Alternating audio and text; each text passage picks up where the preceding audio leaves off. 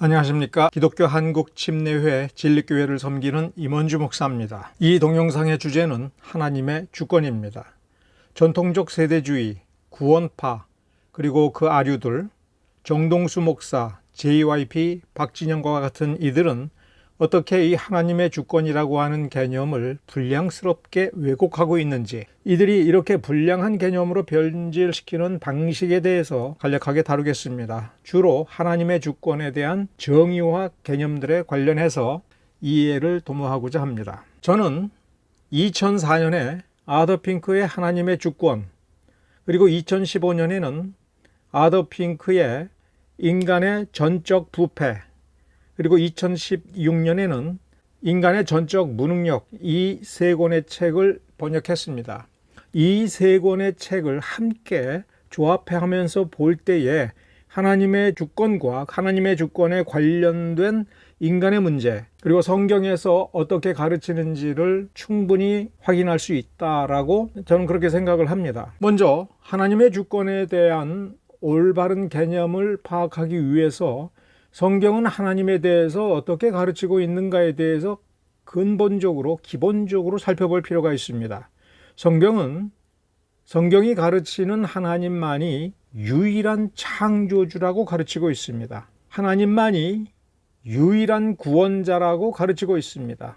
하나님만이 유일한 심판자라고 가르치고 있습니다. 창조사역, 구원사역, 심판사역, 이 세 사역을 이끌어 가시는 그분을 구약에서 마치 자신의 고유명사인 것처럼 이름을 가르쳐 주실 때에 여호와라는 이름을 가르쳐 주셨습니다. 여호와라고 하는 이름은 그 문자 자체로는 나는 스스로 있는 존재, 나는 항상 현재로서 그 상태 그대로 영원히 변함이 없는 그런 존재라는 해석이 가능한 그런 용어로 말씀해 주셨습니다. 여호와는 상식적으로 볼 때의 이름이지만 엄격하게 보면 이름이 아닙니다. 내가 누구인가 라고 하는 것을 사람이 알아들을 수 있는 용어로 가르쳐 주신 거죠. 우리는 여호와가 하나님을 가리키는 고유명사인 것으로 받아들이고 있고 우리의 관례상 그것은 아무런 문제가 없습니다.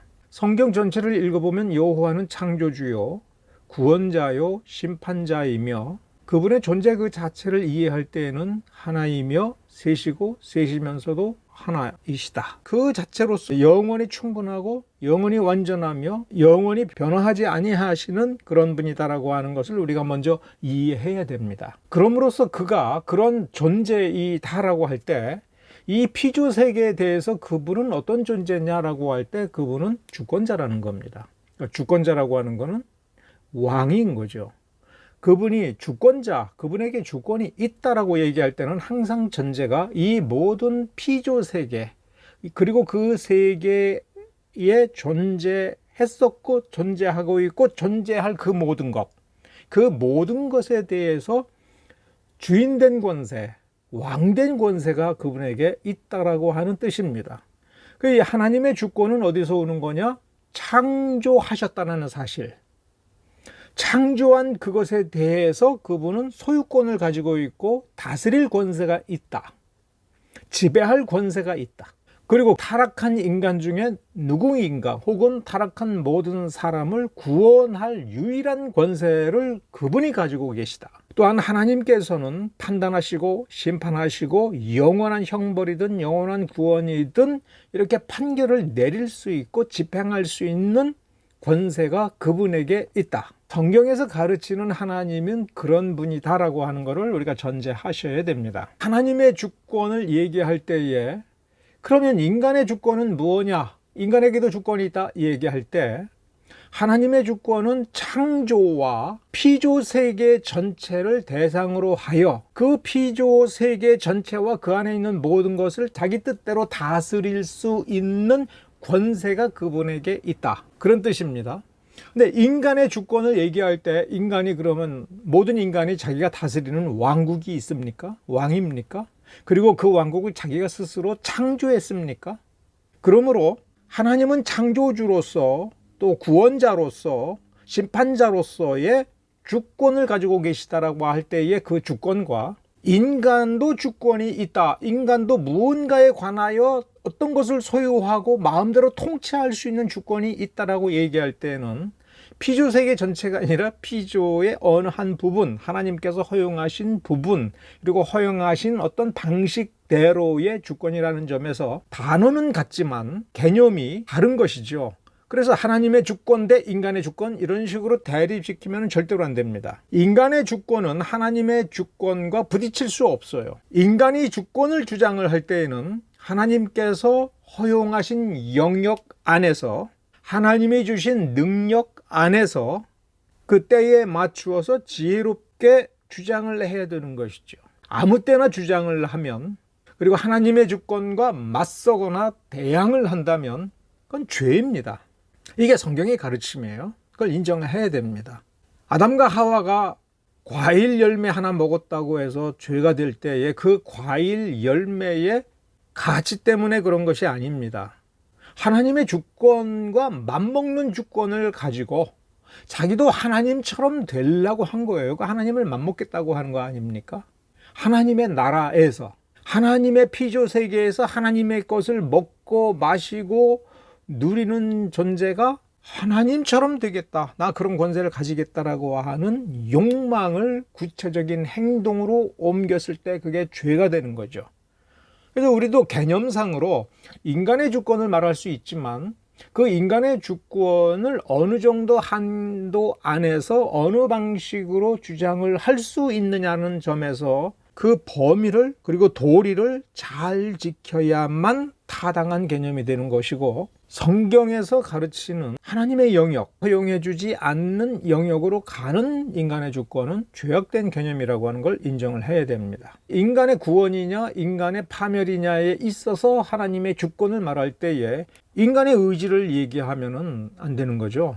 그러니까 우리가 하나님의 주권, 이렇게 성경의 가르침을 정리하고 성경에서 말하는 하나님이 어떤 권세를 가졌느냐라고 할 때 하나님의 주권, 구원에 있어서 하나님의 주권 이렇게 얘기하는 것은 처음부터 번역이 조금 잘못된 거다, 이렇게 이해를 하셔야 돼요.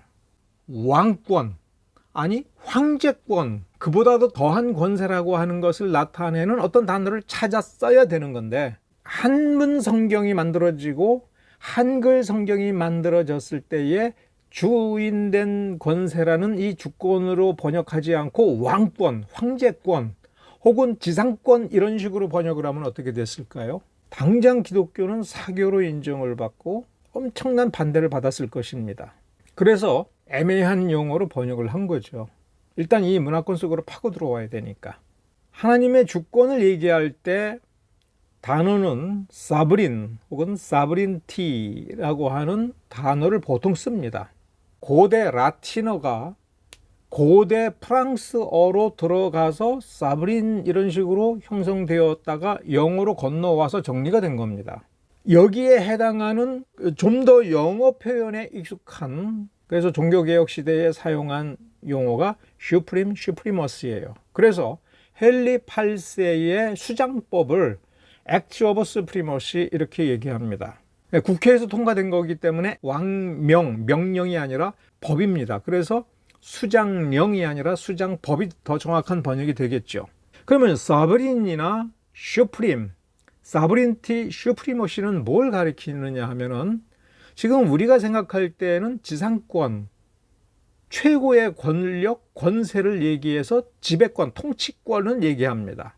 그러면 거의 행정권을 얘기를 해요. 그런데 당시에 중세나 중세 후기로 들어올 때의 이 용어는 재판권입니다. 이런 취지입니다.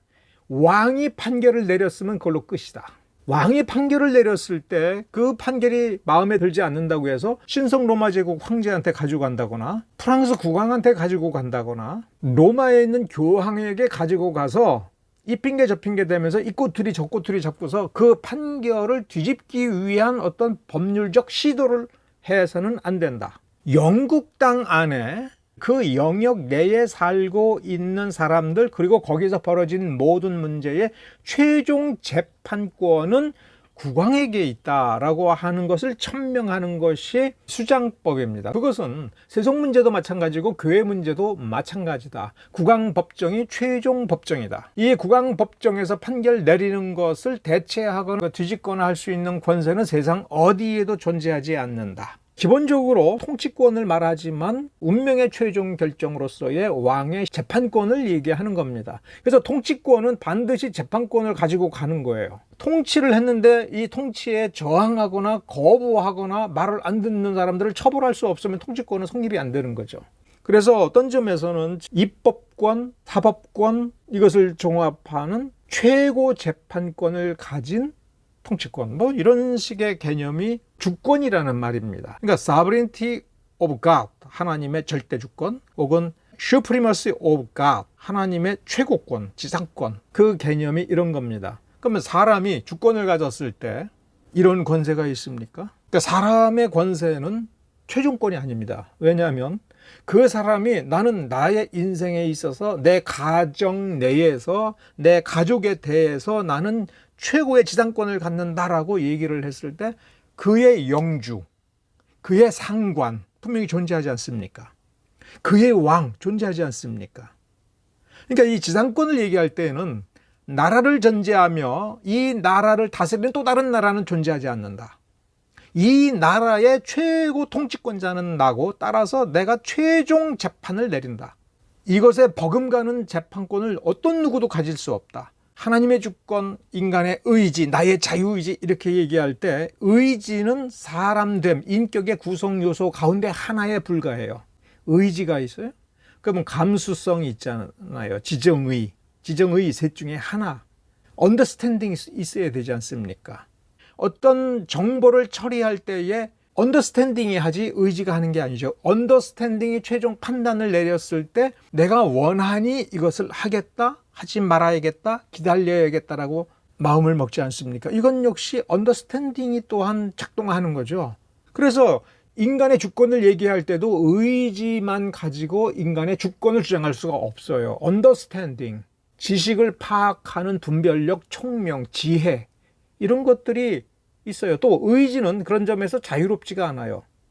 아무것도 모르는 것에 뭘 의지할 수 있어요? 그건 합리적인 것이 아니지요.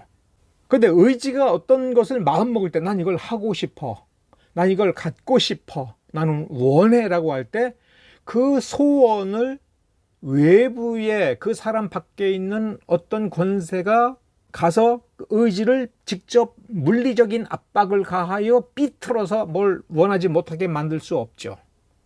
그런 점에서 의지는 자유로워요. 그런데 마음 먹는다고 해서 그 사람은 자유롭게 그것을 할 수 있나요? 나는 천사를 살 거야. 그렇게 마음 먹는다고 천사를 살 수 있어요?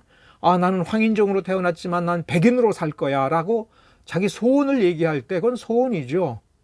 자기는 새가 될 거야, 물고기가 될 거야, 하늘을 날 거야 라고 마음대로 원함은 갖고 의지는 갖지만 그걸 실행할 능력은 능력의 한계 안에 갇혀 있어서 못하잖아요. 누구는 암에 걸리고 싶어서 걸립니까? 누구는 죽고 싶어서 죽어요? 자유롭지 못해요. 또 나의 소원은 나의 욕망으로부터 자유로운가요? 내 탐욕이 원하는 대로 나는 소원을 해. 이게 맞는가? 아니면 내게 아무리 갈망이 있어도 나 그거 원하지 않아 라고 하면 그 탐욕이 사라지는가? 탐욕과 관계가 없어지는가? 무의식적으로 어떤 것을 소망하며 행하지를 않는가?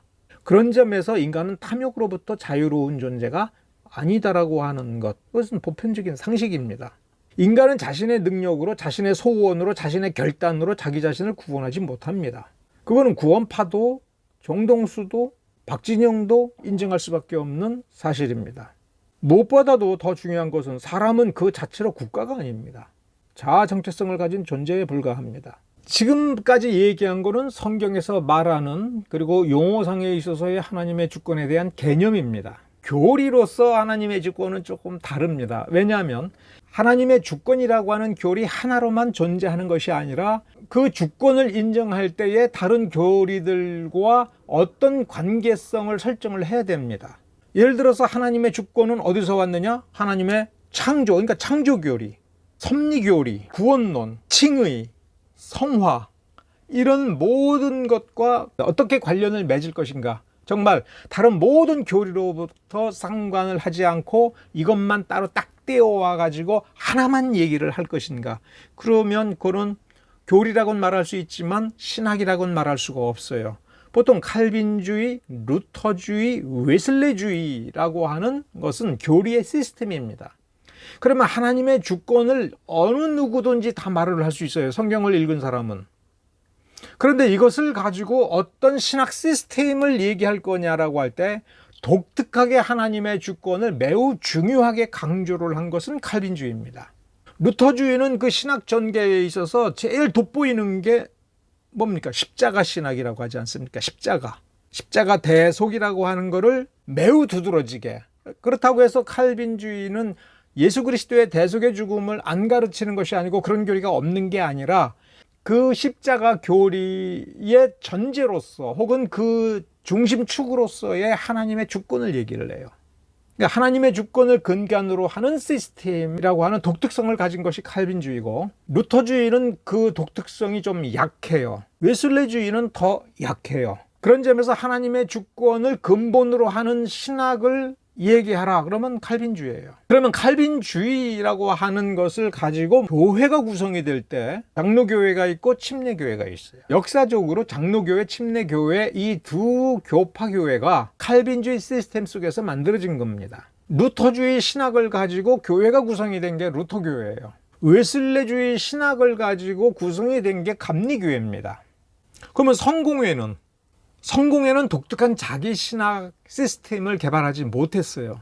칼빈주의를 가져다가 몇 가지를 수정을 해가지고 교회를 왕에게 복속시켜서 만든 게 영국 성공회입니다. 독특한 자기 시스템이 없어요.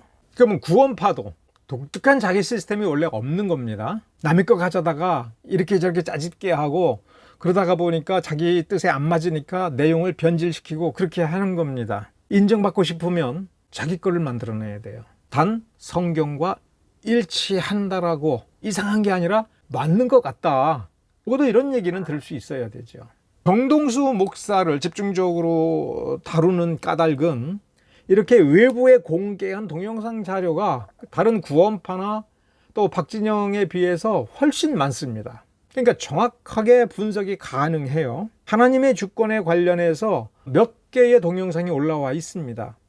지금 여기 상단에 있는 하나님의 주권과 윤석열 정부의 등장, 이거는 제가 별도로 다루겠습니다. 지금 여기에서는 이 8분 50초짜리 하나님의 주권의 참된 의미, 이런 타이틀로 유튜브에 올린 겁니다. 성경과 칼빈주의 비교되죠 10번 동영상을 정동수 목사가 그걸 만들었는데 그 중에 8분 50초를 카팅을 해가지고 하나님의 주권의 참된 의미로 이렇게 올린 겁니다. 그런데 여기 보면은 정동수 목사가 존 파이퍼라고 하는 침례교, 미국 칼빈주의 침례교의 유명한 목사님의, 신학자이며 목사님의 책을 가져다가 그거를 챕터별로 소개를 하고 있을 때 파이퍼 목사님의 책 가운데 한 챕터를 바울은 하나님의 주권을 바르게 인식하였다라는 제목으로 32분 9초짜리를 올렸는데 이거를 먼저 다루고 그 다음에 그 앞에 하나님의 주권에 참된 의미 요 두 개에서 정동수 목사는 하나님의 주권을 어떻게 개념화하고 인식하고 있는가를 살펴보도록 하겠습니다. 정동수 목사는 칼빈주의에 동의하지 않는다라고 전제합니다. 이 부분을 한번 들어보겠습니다. 존 파이퍼, 존 메가더 등은 칼빈주의자예요. 칼빈주의자. 그래서 제가 뭐라고 말씀을 드렸어요. 저는 파이퍼도 좋아하고 메가도 좋아하고 그래서 이 사람들 책도 소개하고 이 사람들의 설교도 소개하지만 칼빈주의라고 하는 그 교리에 들어가면 그들의 믿음에는 전혀 동의하지 않는다. 이렇게 이제 말씀을 드렸어요. 요 짧은 멘트에서 몇 가지 우리가 주목을 해야 됩니다. 첫째, 바울은 하나님의 주권을 바르게 인식하였다. 바울을 지금 어떻게 취급하고 있습니까? 마치 성경 독자로 인식하고 있지 않습니까? 바울은 사도입니다. 계시를 받아서 우리에게 하나님의 말씀을 전달해 준 사람입니다. 하나님의 주권을 바르게 인식한 것이 아니라 하나님의 주권을 바르게 가르쳤다, 바르게 전했다라고 해야죠. 바울이 가르친 하나님의 주권의 개념을 우리는 파악하고 받아들여야 되는 거지. 바울은 그렇게 잘 인식했구나. 그럼 나도 잘 인식해볼까? 이런 식으로 얘기하면 안 돼요. 칼빈주의자 존 메가더, 존 파이퍼를 좋아하고 인용하고 소개하지만 근데 그 책에 있는 칼빈주의 교리에는 전혀 동의하지 않는다. 파이퍼가 가르치는 내용, 그 책에 쓴 것들은 다 좋은데 거기에서 칼빈주의 교리는 빼자. 자, 그러면 정리를 해봅시다. 정동수 목사는 칼빈주의에 대해서 어떻게 얘기해요? 칼빈주의는 칼빈이 가르치는 대로 성경을 보는 입장이다. 칼빈이 가르치는 대로. 어떤 칼빈주의자가 이렇게 정의를 내릴까요? 아무도 없습니다. 칼빈주의 성경 해석학이라고 해서 칼빈이 성경을 이렇게 봐라 저렇게 봐라라고 해석학을 가르친 적이 있습니까? 없습니다. 칼빈주의는 배우고 익히고 활용을 할 때에는 한 가지 무엇을 먼저 추구하는 거냐면 성경이 어떤 식으로 가르칠까? 성경이 가르치는 개념과 내용이 뭘까예요. 그래서 칼빈주의는 성경을 성경 그대로 보고 성경의 문맥에 맞추고 성경의 용례에 맞추어서 성경을 보면서 전체 시스템은 어떻게 될까? 이 시스템을 왜 배워야 됩니까? 수학의 공식을 왜 배워요? 수학의 문제를 빠르게 처리하기 위한 거죠. 원리를 빨리 배우기 위한 겁니다. 공식을 안 배우고 수학을 배워서 고등수학을 하고 미사일을 만들고 로켓을 만들어요? 어느 천년에? 파란 렌즈를 끼고 보면 모든 게 파랗게 보인다. 칼빈주의는 그런 식으로 성경을 보기 때문에 잘못됐다. 칼빈이 해석해준 그것 이외의 것을 용납하지 않는다. 정동수 목사는 칼빈주의에 대해서 먼저 부정적인 이미지를 독자와 시청자에게 먼저 주고 아, 나쁜 거구나. 저건 나쁜 거구나. 파이퍼는 문제가 있구나. 조심해서 봐야지 라고 하는 전제를 주면서 거기서 자기가 뽑아 쓰고 싶은 것만 보라고 지금 얘기를 하는 거예요. 이거는 불가능한 겁니다. 그래서 칼빈주의도 알미니안주의도 믿지 않는다. 성경에 있는 그대로 믿는다. 자기만 성경적이다라고 하는 거예요. 그러니까 이걸 사실 입증을 해야 돼요. 근데 여기에 문제가 있으니까 그거 이단 아니냐? 구원파 아니냐라는 의심을 계속 받는 것이지요. 하나님의 주권을 구원 문제에 적용하면 사람은 로봇이 된다. 그러면 칼빈주의자 가운데 로봇처럼 사는 사람을 한번 데려와 봐요. 이중예정, 절대예정을 말하는 사람들이 다른 사람을 가리켜서 너는 예정론을 받아들여서 너는 로봇가 되어라. 또 그렇게 살아가는 사람이 있으면 한번 데려와 봐요. 하나님의 주권을 말하는 건 성경을 성경대로 이해하기 위해서 우리 머릿속에 명확한 매우 중요한 기준점의 개념을 잡는 거예요. 여호와라는 그 이름은 어떻게 이해해야 될까? 여호와가 이렇게 명령해서 누가 명령한 것이지? 개념을 잡는 겁니다. 하나님의 주권을 사람의 구원에 적용한다는 것은 성경에 없다? 예정론을 사람의 운명에 적용하는 것은 숙명론이다? 이게 숙명론이 뭔지를 모르고 있어요. 극단적 예정론이라고 하는 것이 뭔지를 모르고 있어요. 누가 그렇게 얘기를 했던 어떤 유명한 학자가 그렇게 얘기했던 그게 사실에 맞아야 인용을 하는 것이죠. 그건 자기가 이렇게 인용을 해서 아 누가 그렇게 얘기하더라 라고 얘기했을 때 자기도 동의한 겁니다. 그러면 자기가 동의해서 자기가 이렇게 가르쳤으면 이것을 입증할 책임이 본인에게도 있는 겁니다. 자, 윌리엄 캐리를 소개합니다. 어느 누구도 세계 선교에 관심을 갖지 못하던 때였습니다. 이렇게 돼 있어요. 왜 이런 일이 생기냐? 그 당시에 영국 이 땅에 예정론이라고 하는 게 그냥 사람들 마음을 꽉 잡고 있기 때문에 인도에 누가 가서 사람을 구하든지 뭐 할 필요가 없다는 거예요. 예정된 사람 구원 받을 거고 예정되지 않은 사람 구원은 못 받을 거라는 거예요. 이게 이렇게 되다 보니까 어떠한 말까지 나왔냐? 하나님이 구원하지 않기로 예정한 사람에게 가서 말씀을 선포하면 그게 오히려 화가 될 수 있다는 거예요.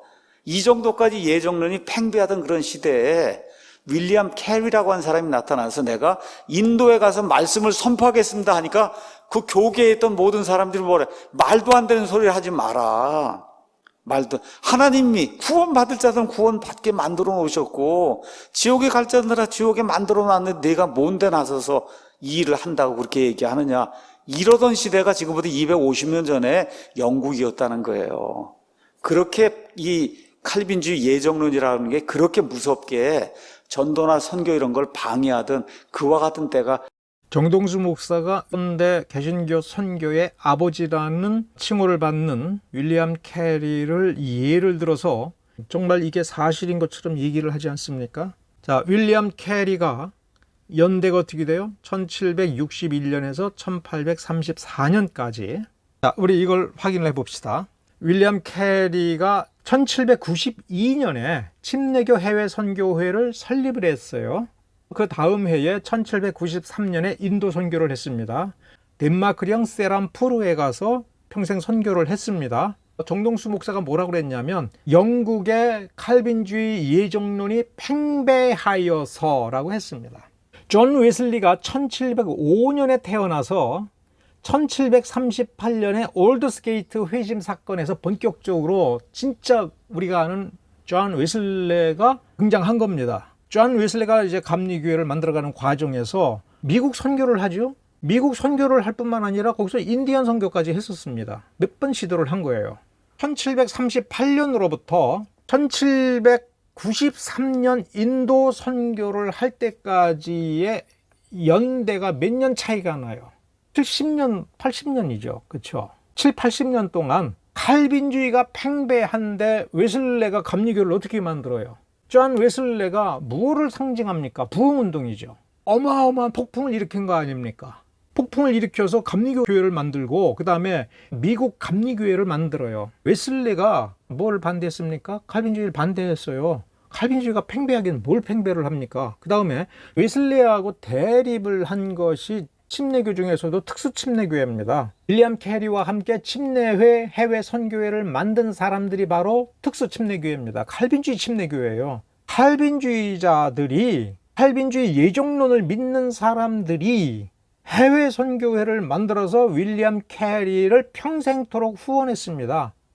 그 배후에 있는 인물이 앤드루 풀러입니다. 이 앤드루 풀러의 영향을 받아서 미국에 있는 특수 침례교회, 그러니까 미국의 최초의 침례교회 연합회, 어소시에이션을 만들어서 신앙 고백을 한 사람들이 특수 침례교회입니다. 그래서 영국 특수 침례교회의 런던 신앙 고백서를 그대로 가지고 가서 미국 침례교회 지방회의 컨페션으로 사용을 합니다. 그들 가운데에 아도니람 저드슨이라고 해서 원래 회중교회 출신이어서 미얀마까지 갔다가 1812년에 그 현재 콜카타에서 윌리엄 캐리를 만나서 캐리의 도움을 받아서 침례교로 소속을 바꾸고 1813년에 미얀마로 들어가서 카렌족 선교를 평생을 합니다.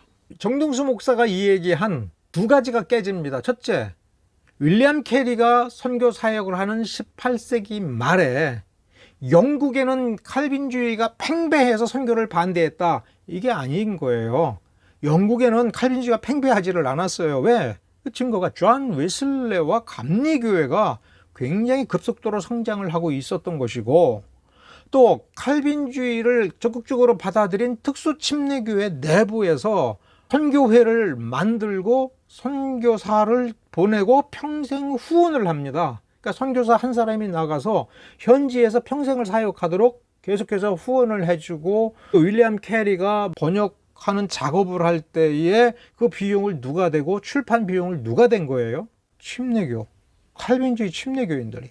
저 개인의 일방적인 주장이 아니라는 의미로 여기 이 블로그에서 개신교의 선교 활동에 대해서 정리한 글을 제가 빌려왔습니다. 한번 봐요. 칼빈 자신은 선교의식을 강하게 갖고 있었다. 그렇게 평가된다. 수십 명의 복음 전파자들을 조국인 프랑스로 보냈다. 제네바라고 하는 도시국가에서 프랑스 왕국으로 복음을 전하기 위해서 수십 명의 사람들을 보낸 거예요. 또 프랑스의 위그노파, 위그노는 프랑스 칼빈주의자들입니다. 프랑스 칼빈주의자들이 브라질의 인디언들에게까지 선교사를 보낸 거예요. 칼빈의 영향을 받은 사람이 예정론을 믿는 사람들이. 정동수 목사가 하나님의 주권을 어떻게 이해했는지를 정리해 봅시다. 하나님의 주권은 절대 예정이다. 구원받은 자와 지옥 갈 자가 이미 정해졌기 때문에 전도도 선교도 그 필요성을 느끼지 않는 것이 하나님의 주권을 말하는 사람들이다. 즉 하나님의 주권이라는 개념을 그의 왕권, 통치권, 심판권이라는 개념이 아니라 오로지 누구를 지옥 보낼 것인가, 누구를 구원할 것인가, 이것으로 굉장히 축소시켜 버렸어요. 이런 식으로 이해하는 게 뭐냐면 구원파가 전반적으로 그렇습니다. 박진영도 사실은 마찬가지예요. 여기 이 동영상에서 이렇게 정의합니다. 주권은 사브린티라는 거다. 옥스퍼드 사전에 보면 이 사브린티는 통치권, 최고의 통치 위치. 그러니까 최고의 통치 위치라는 것은 왕의 위치라는 얘기죠. 누구에게 구속을 받지 않는 자유로운 상태. 여기서 왜 자유라는 말이 나옵니까? 최고 통치권자는 누구에게 구속받지 않는다는 거예요. 누구에게 지배를 받지 않는다는 거예요. 국왕이 다른 나라 왕의 눈치를 보면 그 진짜 왕이냐? 공신이죠. 국왕이 교황의 눈치를 보고 재판을 자기 마음대로 못한다. 그건 진짜 사브린티가 없는 거다. 이런 뜻이에요. 그런데 여기에 정동수 목사가 슬며시 밑에다가 집어넣는 게, 그런데 대다수 칼빈주의자들의 이해는 주권을 통제, 간섭, 단속으로 이해한다. 감독으로 이해한다. 컨트롤하는 거다. 아니죠. 위에 옥스포드 영어 사전에서 말하는 그 통치권을 칼빈주의자들이 얘기하는 거예요. 칼빈주의자들은 옥스포드 사전에서 말하는 대로 말하는 거지, 지금 정동수 목사가 얘기하는 이런 식으로 이해하고 있지 않은 거예요. 그러니까 이런 식으로 이해했다라고 얘기하고 이건 성경적 정의가 아니다라는 얘기해요. 그러면 이것도 틀렸지만 간섭받지 않겠다. 우리 그런 거 싫어한다. 그러면 정동수 목사가 가정한 이 정의를 버림으로써 정동수 목사는 사브린티가 가지고 있는 옥스포드 사전에서 말하는 그 하나님의 주권, 성경에서 가르치는 그 주권에 대한 개념과 정의도 버리는 거예요. 정동수 목사가 이해하는 하나님의 주권, 칼빈의 하나님의 주권 오해라고 하는 이 동영상 시작 부분에 보면 이렇게 얘기합니다. 자, 에베소서 1장 11절도 가서 보면 하나님은 모든 일을 자신이 선하게 뜻하신 계획에 따라 이제 이루십니다. 이거를 우리는 하나님의 주권이라고 얘기해요. 주권. 에베소서 1장 11절을 근거로 하여 하나님은 모든 일을 자신이 선하게 뜻하신, 이거 의지죠. 하나님의 의지의 계획에 따라 이루신다. 이것을 우리는 하나님의 주권이라고 말한다. 그 뒷부분에 보면 이 주권은 이끌어 주시는 거예요. 하나님께서 선하게 뜻하신 계획으로 우리를 이끌어 가시는 이게 주권이에요. 이게 성경적이다라고 지금 정동수 목사가 얘기하는 거예요. 옥스포드 사전의 정의를 뭐 때문에 얘기했는지 지금 본인도 잊어버렸죠. 옥스포드 사전에서는 분명히 뭐라고 얘기했고 그 좋다라고 지금 얘기했냐면 최고 통치권을 얘기한 거예요. 자, 먼저 11절을 보면 그 마음의 원대로 역사하시는 자의 뜻을 따라, 이 마음의 원대로라고 하는 거를 그럼 선하신 뜻으로 볼 수 있지 않겠느냐, 하나님은 선하신 분이니까 이렇게 생각을 할 수는 있어요. 그런데 우리가 5절서부터 지금 한 문맥이지 않습니까? 쭉 읽어보면 원하시는 그대로 우리를 이끄신다라는 개념의 핵심이 뭐냐면 예정하사, 그 기쁘신 뜻대로 예정하사, 예정된 자에게 거저 주신다. 그래서 그 피로 말미암아 구속곧 제사함을 받았다. 이거 거저 주신 거다. 구속받은 그 사람은 모든 지혜와 총명을 우리에게 넘치게 하여 주셨다. 그래서 우리는 그 비밀을 알게 된 거다. 이 모든 것이 예정하신 것이다. 예정된 대로 천지 만물이 그리스도 안에서 통일되게 하려고 하신 거다. 예정이다. 예정이라는 말이 핵심이에요. 근데 여기서 하나님께서 예정을 하실 때 어떤 것을 조건으로 삼아서 이렇게 하시겠다라고 하는 식으로 표현되고 있느냐라고 하는 것을 살펴봐야 돼요. 조건이 있느냐, 조건이 없느냐. 그 기쁘신 뜻대로 했어요. 자기 좋은 대로 하신 거예요. 그러니까 예정을 하실 때 사람이 뭘 선택할 것인가를 미리 보시고 거기에 따라, 예지예정이라고 하죠. 거기에 따라 한 거냐, 아니면 그런 걸 일체 고려하지 않고 자기 원하는 대로 한 거냐. 둘 중에 이 본문은 어디를 가리키느냐, 이거를 보는 것이 바울을 이해하는 핵심이에요. 그 다음 부분을 봐요. 왜 정동수 목사가 에베소서 1장 11절만을 뚝 띄어가지고 선하신 계획에 따라라는 말을 설명했는가? 이 부분에 나타납니다. 바로 뒤에 있는 부분이에요. 27초서부터. 근데 하나님은 자신이 선하게 뜻하신 계획에 따라 죄의 구덩이에 빠져 있는 모든 사람이 구원을 받고 진리를 아는데 이르기를 원하신다는 거예요. 우리 디모데전서 2장 4절에서 6절 가서 보니까 왜 그래요? 그분께서는 모든 사람이, 여러분, 구원받기로 예정된 자가 아니라, 그렇죠? 모든 사람이 구원을 받고 진리를 아는데 거기에 이르기를 하나님이 간절히 원하신다는 거예요. 그렇죠. 뭐라고 얘기를 해요? 하나님은 자신의 선하신 계획에 따라 죄의 구렁텅이에 빠진 모든 사람이 구원을 받고 진리를 아는 데 이르기를 원하신다예요. 하나님이 이렇게 원하시면 모든 사람이 구원받으니까 이건 만인 구원설이죠. 지옥 갈 사람은 아무도 없는 거예요. 가더라도 잠깐 가는 거예요. 거기서 막 울부짖으면 하나님 왜 나한테 왜 이러세요? 내가 고까지 거 좀 잘못했다고. 모든 사람을 구원해 주신다고 했지 않습니까? 모든 사람을 위해서 십자가에 달려 돌아가셨고 그 보혈의 공로와 권세는 죽음을 이기지 않습니까? 나 이제라도 믿습니다. 그럼 구원해 주셔야죠. 왜? 모든 사람이 구원에 이르기를 원하셔서 예정 따위는 걷어 치워버리고 그거 다 틀렸고 다 구원하실 거다 이렇게 가면 만인 구원설이죠. 이거 이단입니까? 아닙니까? 여러분이 한번 생각해 보세요. 천인 공로할 죄, 히틀러 같은 사람, 루돌프 아이히만처럼 600만 명의 죄 없는 유대인들을 가스실에서 그냥 목살해버리고 유대인들은 사람이냐 얘기할 때 유대인들이 뭐 사람입니까? 저거 쥐어짜가지고 비누로 만듭시다. 이렇게 말하는 것이 나치예요. 유대인들은 그냥 비누 한 장이에요. 그래서 600만 명을 죽이고도 양심의 가책을 느끼지 않았습니다. 이런 사람들도 천국 가서 유대인들하고 얼굴 맞대면서 내가 너를 가스실에 보냈지. 내가 다 아는 얼굴들이네. 이래도 좋은 천국입니까? 지옥 갈 사람 아무도 없는 거예요. 그러면서 근거 구절에 디모데전서 2장 4절서부터 7절 그 다음에 여기 이 화면에는 4절, 5절, 6절을 인용을 했고 베드로후서 3장 9절을 인용을 했어요. 하나님은 모든 사람이 구원을 받고 진리를 아는 데 이르기를 원하신다. 4절이 핵심이에요. 이거 굉장히 난해한 구절이라고 홍동수 목사가 제시를 한 모양인데 디모데전서 1장 16절서부터 2장 4절까지를 이게 한 문맥 아닙니까? 그러니까 이 전체의 흐름 속에서 이 4절 한 구절에서 요 모든 사람 요 단어 하나 끄집어내 가지고 예정론 틀렸다 이렇게 말을 하면은 절대로 안 되죠. 어디서부터 봐야 돼요? 1장 16절서부터 쭉 보면은 지금 여기서 말하는 모든 사람이 누구냐 이거야. 모든 인류 가운데 지옥 갈 사람 하나도 없이 모든 사람이냐 이거야. 피조물 모든 사람이냐. 존재했던, 존재하는, 존재할 모든 사람이냐. 그거 절대로 아니에요.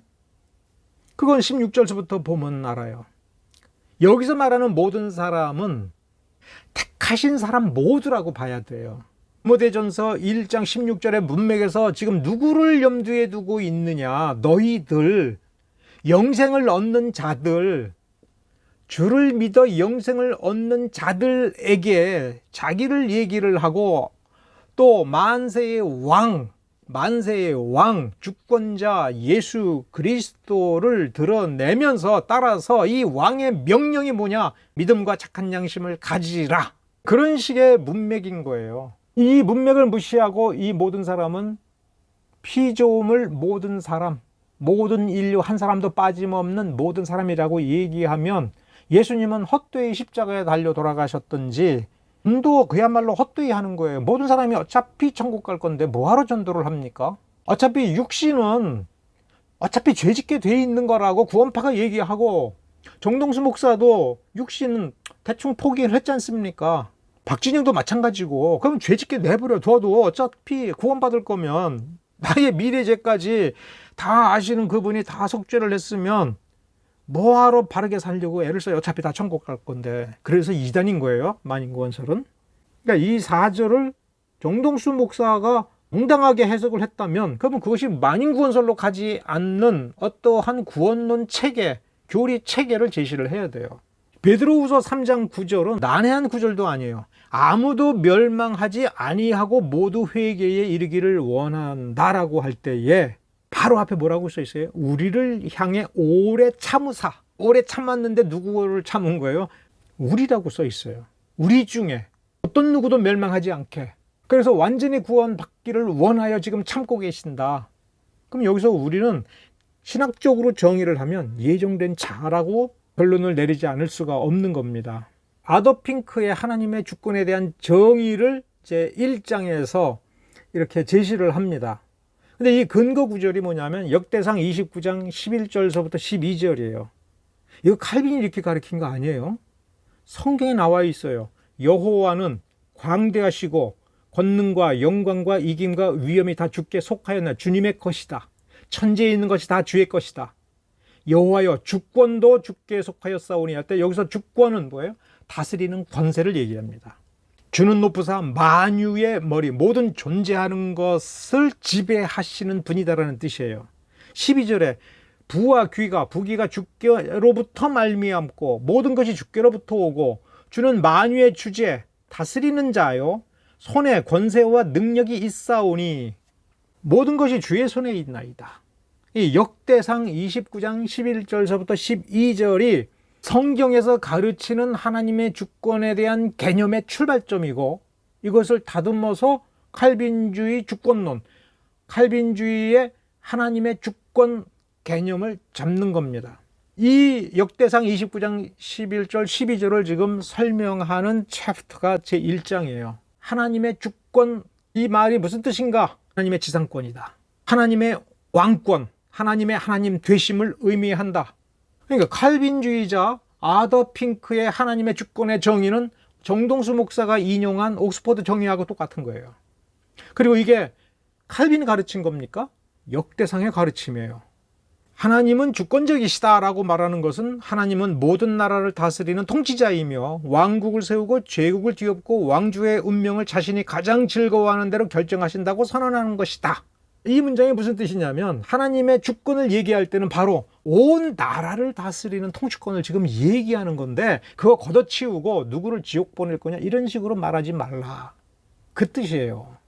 이 세상에 존재하는 모든 것들을 다스리시는 분은 하나님이시다. 자연법칙을 다스리는 분은 하나님이시다. 이 세계를 존재하거나 존재하지 않게 하거나 하는 것을 결정하시는 분은 오직 하나님이시다. 그 뜻이라는 겁니다. 다니엘 4장 34절부터 37절을 봐요. 느부갓네살이 하늘을 우러보다가 문득 총명이 다시 내게로 돌아와 좀 똑똑해져서 내가 보니 지극히 높으신 자를 알게 되었다. 그 뜻이에요. 영생, 영원히 살아계신 분을 내가 찬양하고 존경하게 되었다. 그 권세는 영원한 권세요. 그 나라는 대대에 이르니라. 자기 뜻대로 행하신다. 누구로부터 구속받지 않는 거예요. 하늘의 왕을 찬양하며 지금 뭘 얘기하는 겁니까? 하나님의 주권이에요. 그러니까 존재하는 모든 것, 만유, 영원 전부터 영원 후까지 오직 하나님만이 최고 유일한 왕이시고 그가 다스리시고 그가 심판하신다라는 이야기고 시편 22편에도 나라는 여호와의 것이고 여호와는 열방 세상의 모든 나라를 주관하시고 통치하시는 권세를 가지시는 분이다. 시편에서도 그렇게 가르치지요. 그냥 칼빈주의 이렇게 얘기하는 겁니다. 디모데전서 6장 11절서부터 15절에 보면 15절서부터 보면 하나님은 복되시고 홀로 한 분이신 능하신 능력이 있으신 만왕의 왕 만주의 주. 그래서 14절을 보면 11절서부터 혹은 그 앞에 있는 문맥에서부터 쭉 가르치면서 이 명령을 지키라. 우리가 행할 도리, 신자의 도리, 누구의 명령이라는 거예요? 예수 그리고 하나님의 명령인 것이죠. 하나님의 명령이니까 어떻게 해야 돼요? 주권자의 명령이니까 피조물을 따라야죠. 근데 여기서 지옥 가라? 천국 가라? 지금 그런 얘기입니까? 나쁜 짓을 피하고 의로워라, 경건해라, 믿음과 사랑과 인내와 온유를 따라 믿음의 선한 싸움을 싸워라, 가서 싸워라. 무슨 핑계를 대겠습니까? 주권자의 명령이고 왕의 명령이면 무조건 겸손히 복종을 해야 되겠죠. 누구의 말입니까? 바울의 말입니다. 하나님의 주권은 물론 예정론도 포함이 됩니다. 그러나 예정을 말하기 위해서 그리고 예정과 같은 뜻으로 하나님의 주권을 말하는 게 아닙니다. 칼빈주의는 칼빈이 가르치는 대로 하는 게 아닙니다. 성경이 가르치는 그 명령, 그 내용을 정리하고 개념을 파악해서 체계적으로 이해하는 겁니다. 체계적으로 이해했다는 것은 다시 성경을 더 똑바로 볼 수 있다는 얘기가 돼요. 이렇게 성경을 배워가는 체계가 칼빈주의 체계입니다.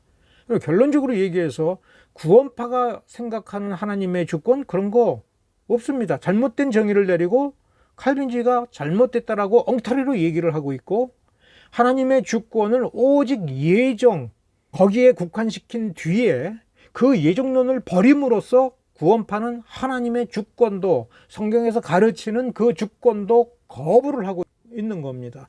그런 점에서 구원파든 정동수 목사든 JYP 박진영이든 다 매우 위태로운 겁니다. 성경이 가르치는 대로 받아들이지 않고 엉터리로 이해해서 그거를 칼빈주의라고 하는 그 실제로 존재하지 않는 칼빈주의에 그거를 이렇게 싸가지고서 쓰레기통에 버리고 나서 어떻게 성경을 똑바로 이해할 수 있다는 것인지 정말 난해한 얘기고 이상한 얘기죠. 이상하지 않다면 스스로 그 체계를 해야죠. 남의 비난만 하지 말고 충실한 칼빈주의자 존 파이퍼 같은 사람, 존 메가더 같은 사람의 책을 가져다가 설명하면서 요거 빼고 저거 빼고 마치 그 존 파이퍼 이상의 존재인 것처럼 자기를 부각시키는 것은 좋은 방법이 아닙니다. 감사합니다. 오늘은 여기까지입니다.